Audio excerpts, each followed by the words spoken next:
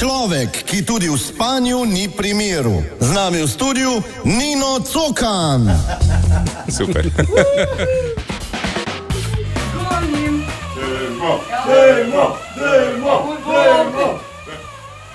A vas ne zanima tako vreme?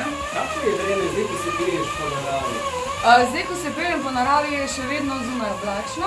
Damjana, je bilo v redu kolesariti, vremenska napoved? Ja, super, ja. Zanimiva izkušnja zdaj. Nisem še kdaj probala na biciklu.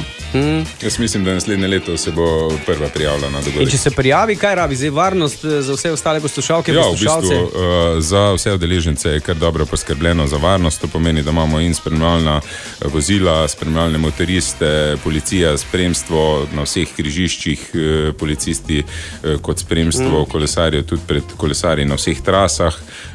Je pa to prireditev rekreativno, kar pomeni, da ni tekmovanje, se ne meri čas, sodelujemo v skladu s cestno-prometnimi predpisi, ampak bistvo je predvsem druženje in zato smo tudi poskrbeli z eno okrepčevalnico kot dodatna popestritev letos. Kje bo? Okrepčevalnica zadnja na Polzeli bo tudi opremljena z čevapčiči. Končno nekaj za mene. Vsi tisti, ki bojo že na daljši ali pa srednji trasi obupali in se jim ne bo mudilo, se bojo lahko ustavili v gostilni pri Dorju, pojedli čevapčiče, spili pivo in lepo v miru nadaljevali. Mi dva z Matotom prijema na čevap.